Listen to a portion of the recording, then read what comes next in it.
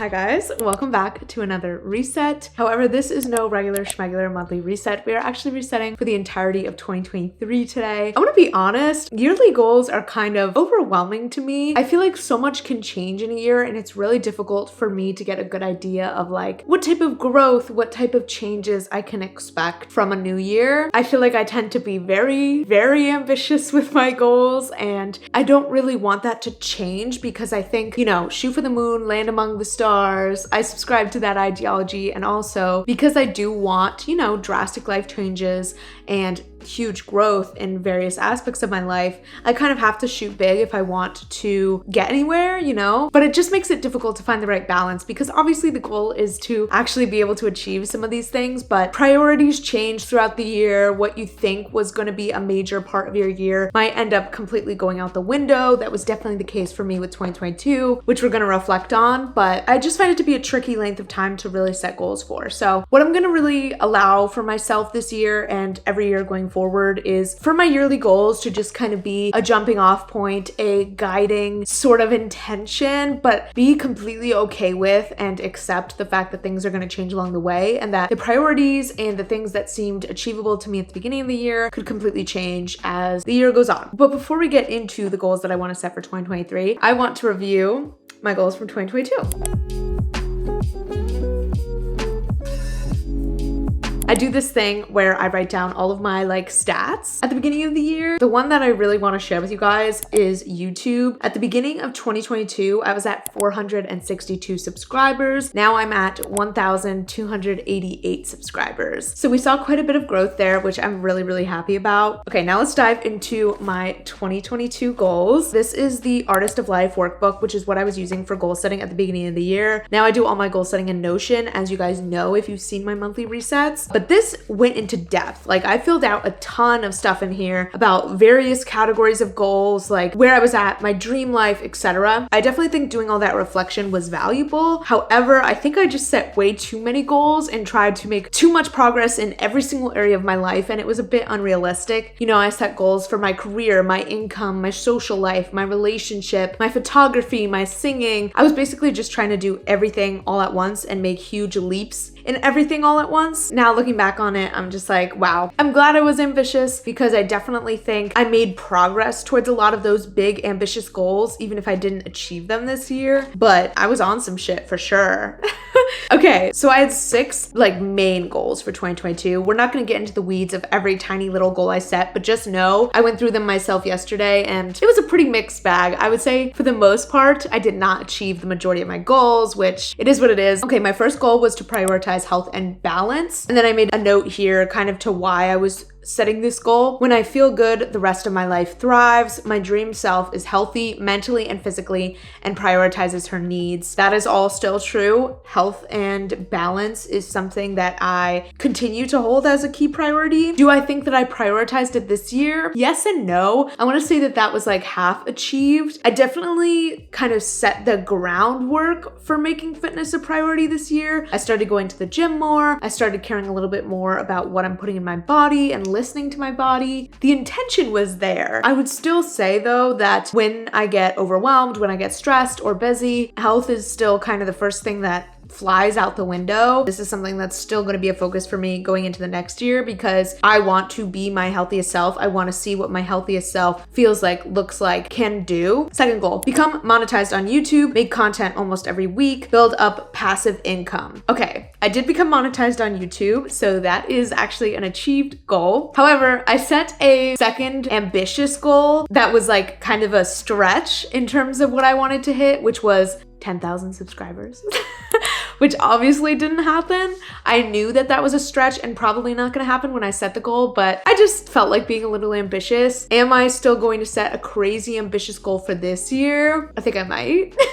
I don't know, because it's so hard to know, right? When your channel is gonna like suddenly blow up and start doing really well. So I don't want to sell myself short with my goal setting and not be ambitious enough because obviously I want to grow as much as I can. I don't know. I definitely did make content almost every week. I think I probably only missed a handful of weeks in the entire year, which is really cool. Building up passive income. I wouldn't say I've built it up yet, but I've started having it just trickle in on the smallest of levels, which is really exciting. Just seeing that it's possible, seeing even even a small amount of money from YouTube ads, from affiliates, it just opens my brain up to the possibilities and really like hits home that, hey, this is actually possible. Like I can actually make money from this and this can continue to grow if I keep putting in the work. So building up passive income, like not really, but I did start that. The very beginning of that has occurred. Make $60,000 this year. Yeah, I didn't do that.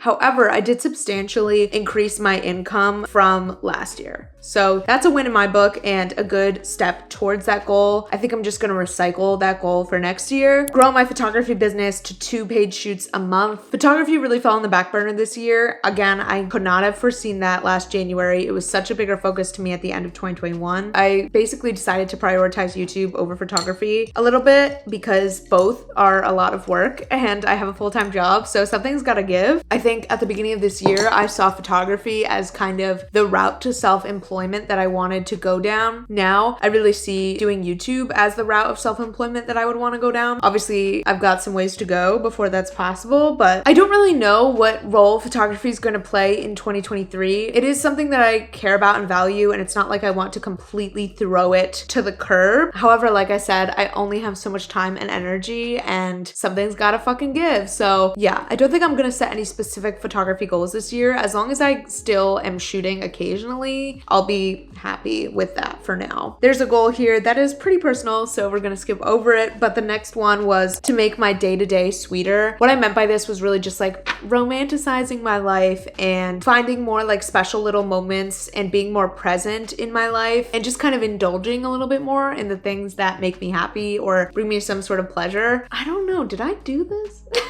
I would say that I did this. I think having my boyfriend move in with me made me a lot more conscious of making time for those special moments, appreciating the like day-to-day sweetness of like waking up together and like falling asleep together. I'm sorry if you hate romance and this is hard to listen to, but in that sense I feel like having him here has helped me to kind of like see the day-to-day as a little bit more special and romanticize things a little bit. I feel like that was like 75% achieved. I definitely still think I have a ways to go in terms of being present. I am 100% a very future focused person. I care a lot about my goals and the things that I'm pursuing, and it can make it a little bit difficult to live in the moment and really be present and enjoy the life that I have now. But I do think it's something that I'm getting better at, and even with things like really appreciating my apartment, I am getting a lot better with it. Yes, I live in a small space and I could make a long fucking list of complaints about this place, you know, whether it's the fact that the cabinets are always like slanted and don't really work right, or the fact that our fridge opens like by itself and the whole place is kind of old and falling apart a little bit. There's like a million fucking complaints that I could make about this place, right? You get the point. But nonetheless, I find myself feeling gratitude for this space almost every single fucking day. Becoming an adult and moving to a big city for the first time in my life gave me so much perspective about just how lucky I am to have this very comfortable, chill life, you know, working from home, living in this apartment that is in a safe area, and I feel really comfortable and cozy when I'm here. And that's such a privilege. So even though I want to get to a better place financially and continue upgrading my lifestyle, I found a lot of appreciation for where I'm at today anyway. That's kind of a sweet note to end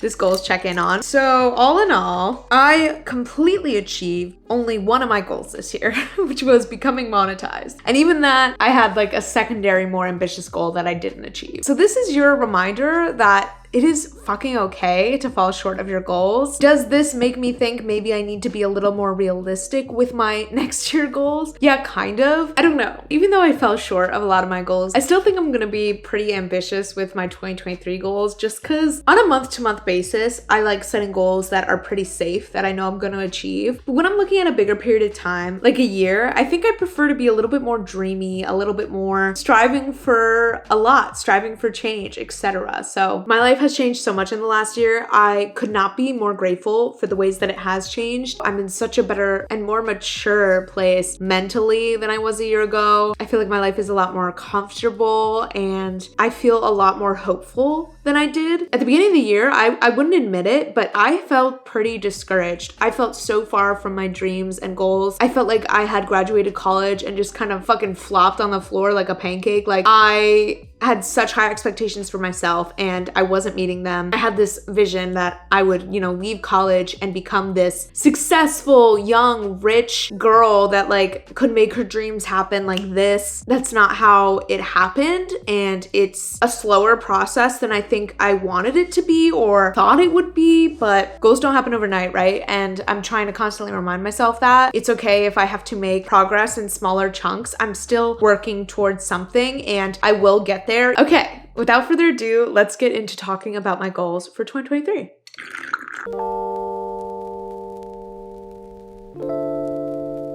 Okay, this angle is kind of chaotic, but I also think it's kind of fun. So we're gonna go with it. Like I mentioned, I do all of my planning in Notion nowadays. There's so many reasons why I like doing my goal setting in Notion. I like being able to check on my goals more conveniently, more frequently. I like being able to like actually have a little checkbox to mark off and having a constant log of all my previous goals without me having to hold on to a bunch of notebooks or journals. Just a lot of perks, in my opinion. So this is the 2023 goals page that I created. I think it's gorgeous. I probably will switch out this top plant image for my vision board when I create a vision board. I'm actually thinking that sometime in the beginning of January, I'm gonna do an entire video about creating a vision board. If that's something you guys wanna see, definitely let me know in the comments so I know that there's interest for it. It's not something that we're gonna be able to fit into today's reset video because I'm working on a limited time crunch. So the categories that I set were YouTube and social goals, health and fitness goals, personal and lifestyle goals, and then money and income goals. You'll notice that not every single fucking aspect of my life is on here, and that's intentional, right? Last year, I feel like I set goals for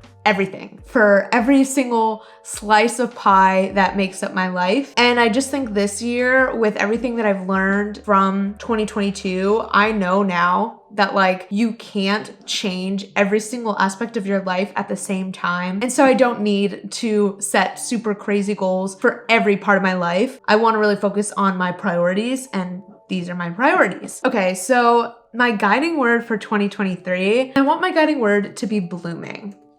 I feel like the most important thing with a guiding word is just that it feels good to you. And when I came up with this one, I instantly felt like, yeah, like that feels good. What was my word from last year? I have no fucking idea. See, I don't even remember. I did not do a good job of checking in with these goals last year. Did I say a word? Where?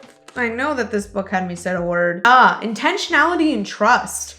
Interesting. Those were fucking good words. Intentionality and trust. Damn.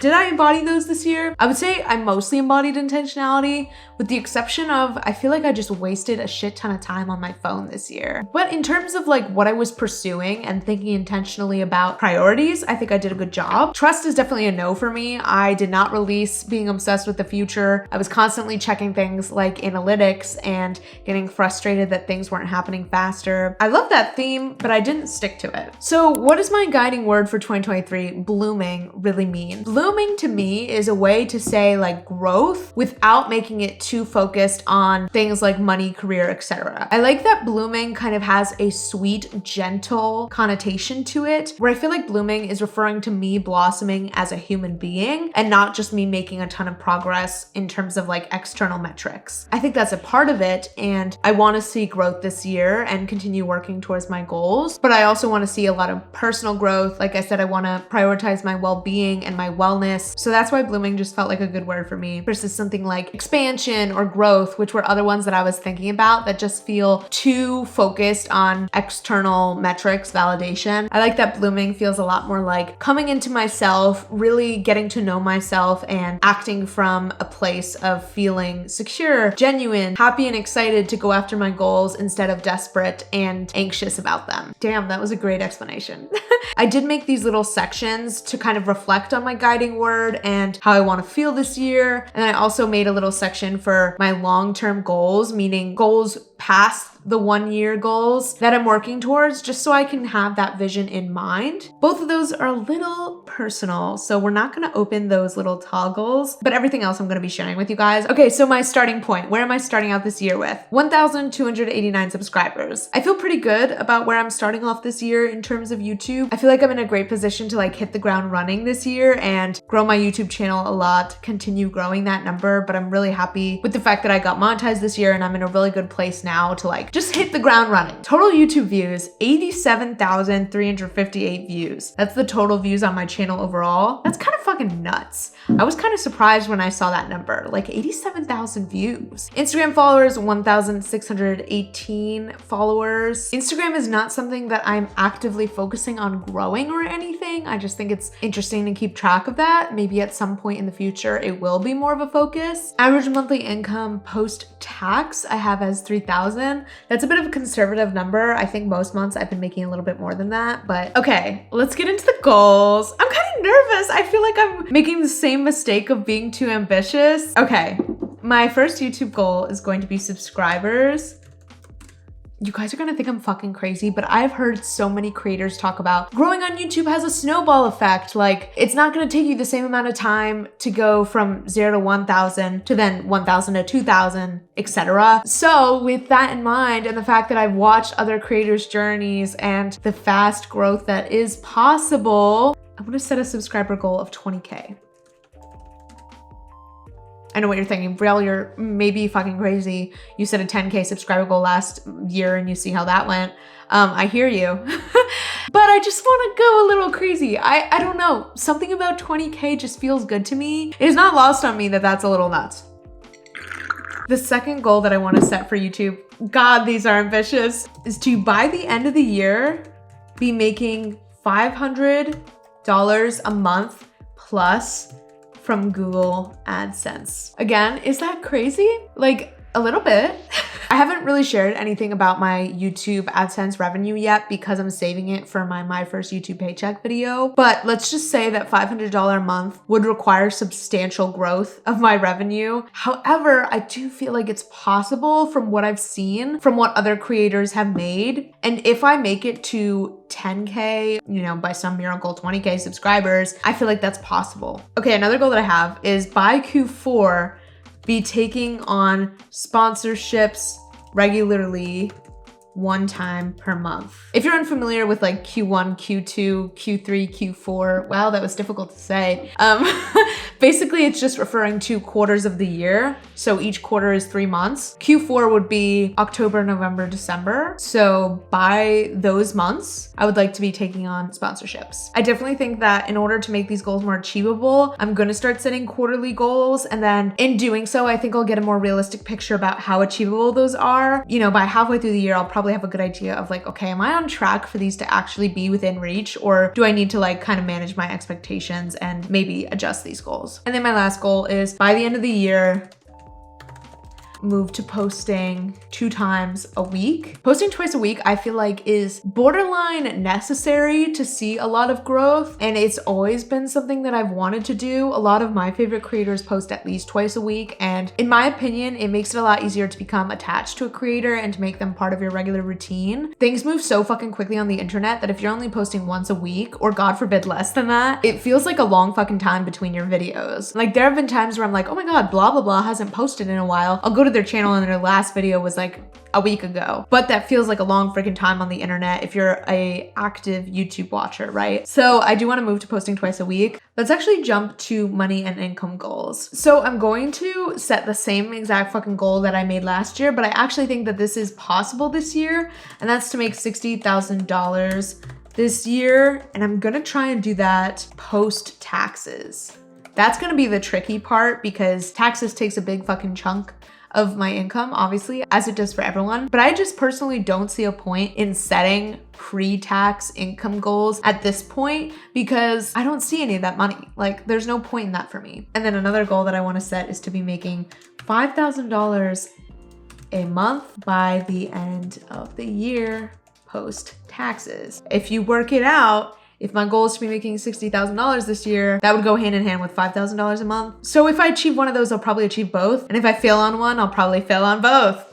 I actually have no fucking idea whether any of these are gonna happen. I wanna be like obviously optimistic and I'm gonna give it my best fucking shot, but it could be a wash. It could absolutely be a wash. And then my last income goal, I'm only setting 3, is to build my emergency fund to 2 times my monthly rent. I feel like that is kind of reasonable. Okay, let's jump to health and fitness goals. I already have started, like I said, laying the groundwork for just like going balls to the wall and becoming a fitness ass girl. Like I want to be the girl on Pinterest with her fucking green juice. Wait, I'm not playing. I got this morning. I got a fucking green juice, okay? I'm not kidding around about this. One, working out makes me feel so fucking amazing. The things that it has done for my mental health and my self-image is absolutely obscene. And also, I just think that if I want my external reality to change, if I want my life to change, I need to change. And that's not to say there's anything wrong with me currently, but like I want to grow into the person that can achieve these crazy ambitious goals. I heard some quote the other day that was something like, set goals so big you can't achieve them and then grow into a person who can. What fitness represents to me, discipline, growth, like strength, and also just being someone who prioritizes themselves, cares about their health and well-being, and is like a whole well-rounded person. All of that is so necessary for me to be able to achieve like the big things that I want to do. And that's why I think health and fitness is going to be kind of my keystone habit, my gateway drug into becoming the type of whole, healthy, well-rounded, grounded person that I think I need to become if I want to achieve this stuff. So first goal, like I just talked about, I want to continue making fitness and health a priority and part of my identity. I want to see myself as somebody who prioritizes health and fitness, not just be like, I'm a nerdy, unathletic person who's like pretending to be a fitness girl. I don't want to feel like I'm doing something out of character when I go to the gym. I want it to be like, of course I'm at the gym. This is what I do. Book more workout classes this year.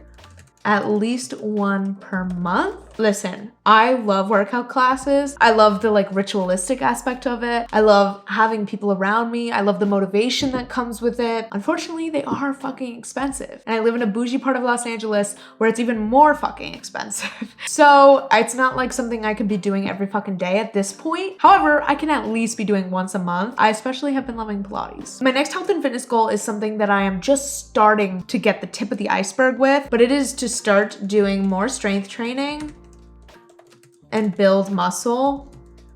I've gone through like little spurts in the past of, you know, going to the gym and doing all the machines and shit, but never to the point where I was like, oh my God, I have muscles. Like I have definition. I actually am getting stronger. I'm increasing the amount of weight I can lift, etc. But I want to get there. For a while, I was really just doing like treadmill, like incline walks. And that was nice. It was good for getting me into the gym and getting me more comfortable with the idea of working out regularly. But I knew that if I wanted to really start seeing like gains, I was gonna have to start doing strength training. So I wanna be doing that a whole lot more. The next one is kind of a weird one, but it's put your money where your mouth is. This is something that I've been preaching to everyone in my life. I think it's so important to align your spending with your goals. So if something's a huge priority to you, but you're not willing to spend money on it, I think that you're missing out in that area in a sense. One of the ways to kind of convince yourself that you're taking something seriously or to just make it a bigger part of your life is to put money into it. I want to embrace spending money on things that are like wellness and fitness related without any guilt. Put more money towards that versus just, you know, buying a million fucking coffees and eating out. I'm not going to restrict those things, but I don't want that to be the only thing I'm spending on. Last but not least, let's talk about personal and lifestyle goals. Okay, this first one's gonna seem kind of weird. And it feels odd to be putting goals on my goal spreadsheet that are just like spend more money. I feel like that's the opposite of what most people would set as a goal. But the goal that I want to set is once my income increases, start indulging in more treat myself / self-care expenses, massages, nails, etc. So this is not something that makes sense for me to be doing now because I just genuinely don't have the disposable income for it. But once my income does increase, I want to spend more money on things like massages, getting my nails done, basically spending money on myself and doing things for myself, whether it's aesthetically or wellness related, like getting a massage, pampering myself. That's the word I'm looking for. Okay, I'm gonna put pampering here. I feel so fucking good when I have my nails done, when I have my hair done, when I get a massage. I feel like a new fucking person. And if there's one thing that I've learned this year, it's that whatever you're feeling up here is the #1 deciding factor for how your life is going. And in my experience, how I'm feeling here is one of the main things that influences how I'm feeling here. That was a very weird, convoluted way to explain that. What I mean is that how I feel about my appearance and feeling put together and clean and just good translates very directly into how I'm doing mentally and my mental health, which impacts every other aspect of my life. So putting more money and indulging in these very luxurious self-care practices, like going to get a massage, going to get my nails done, is gonna put me in that better mental place. And then the rest of my life is gonna flourish along with it. Like, I'm a big believer in spending on shit like getting a fancy manicure. I know some people see that as a waste of money, but I see it as an investment in myself, both physically in terms of like wanting to look like my dream version of myself, but also mentally. Another big goal is to move into a new apartment, a 1-bedroom. Like I mentioned previously, I love this studio to death, but it is not without its flaws. It's pretty old and it's also obviously small. It doesn't feel like a good space for entertaining people. Whenever I'm hanging out with friends, I'm almost always going over to their places. Generally, they have roommates, so they have bigger spaces with, you know, a living room and somewhere to actually hang out. The only space I have to hang out is like my tiny fucking love seat couch. It's a very intimate place to sit with somebody, and I don't have like a dining table or anything. Someone walks in the apartment and they're basically right in front of my fucking bed. And I just kind of want a little bit more separation between, like, you know, my space that's for socializing and for hanging out with people versus my very private personal bedroom. And I just kind of want everything to not be on top of each other. I want to be able to decorate a proper living room, etc. Have more of a large desk without fucking running into my AC unit. So moving into a new apartment is something that I want to be in the cards for me this year. It is very much dependent on increasing my income, however, because unless I start making substantially more money, moving doesn't make sense. Moving is expensive, and I don't want to move into a place that's worse than my current apartment. I only want to move if it's going to be an upgrade, like a substantial upgrade that's worth moving, because I don't have enough beef with this current apartment to move otherwise. You know, it needs to be worth it. So I'm not going to move unless I have the financial resources to move into a place that I really love, and that's, in my mind, a substantial upgrade, which is not going to be easy to do unless I can increase my budget substantially, because my apartment now is already pretty fucking expensive, and it's going to be super fucking expensive to get something nicer than this in an area that I still want to be in. I love my current area and I don't really want to leave, or at least I want to be in an area as nice as this. The next goal is kind of random, but it's to become a reader again. Fun fact about me, I used to be a die-hard fucking reading bitch. I loved reading. I devoured fantasy and science fiction like it was my job. I was reading Hunger Games, Harry Potter, Percy Jackson, the classics, okay? The middle school classics. I was eating that shit up. You could find me 9 out of 10 days sitting on my fucking couch in my childhood home with a book in my nose. I would literally fucking eat dinner with like one hand reading a book. Like, my family would be around me, but I wouldn't care. I'd be fucking chowing on pizza with a book in the hand, okay? And this is a part of myself that I have lost so substantially. Specifically, I want to start reading fantasy and like fun books like that again. For a long time, I was just reading nonfiction, and then I was reading like some TikTok books that got recommended that were just like not the vibe for me. I don't want to be confronted with life's deepest problems while I'm reading a book. I want it to be fun and crazy and fucking fantastical. I don't want to just be a fucking nonfiction reader. I love a good self-help book. We all know this, but I definitely got into a rut where that was all I was reading, and that's just no fun. This next one is probably going to be a goal of mine for a long time, but it is to be more strict about my boundaries, aka never sacrifice sleep or health for productivity.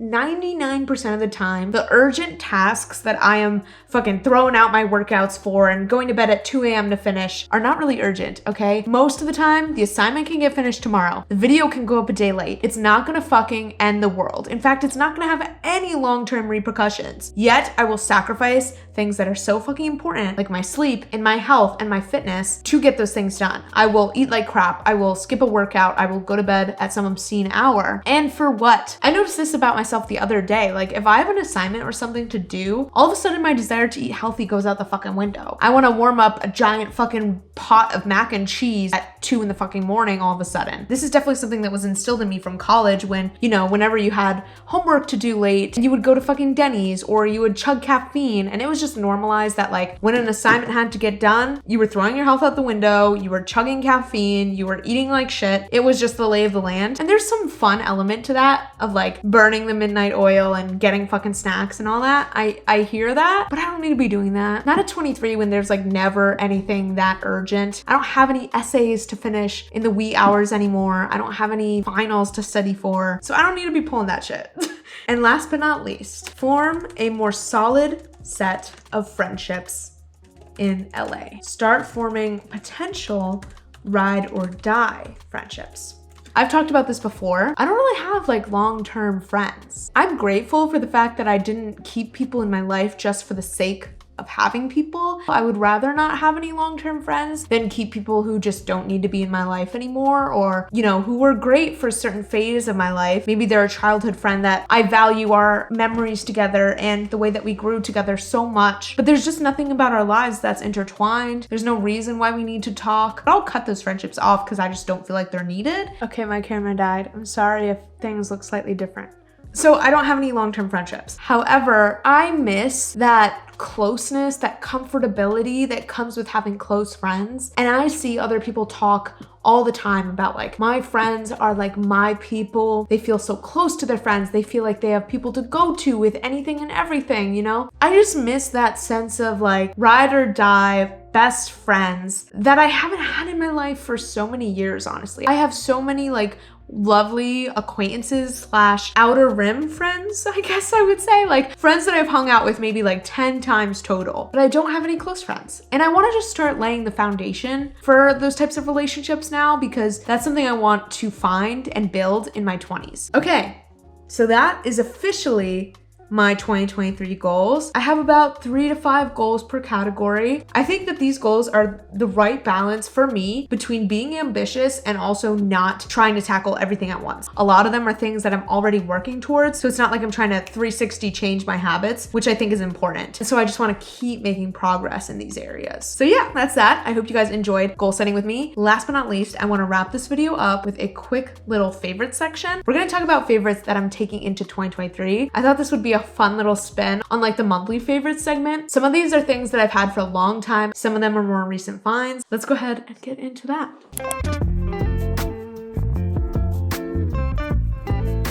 All right, last but not least, let's talk favorites. First one is actually a skincare product. So this is the Tula Eye Recharge and Replenish Eye Cream. It is fucking rare that I try a skincare product and actually really see like a visible difference. I feel like my skin is so sensitive that as much as I want to experiment with skincare and stuff, my skin hates a lot of products, and I usually either have no change or a negative change when I try out new skincare. This was actually a product where I saw an immediate benefit. The next day I woke up and my under eyes were just not as sunken in. They were like fluffed out, plumped up, if you will, from using this eye cream. And like I said, that is fucking rare. Would strongly recommend if like me, you suffer from your under eyes being like sunken. Next favorite, these.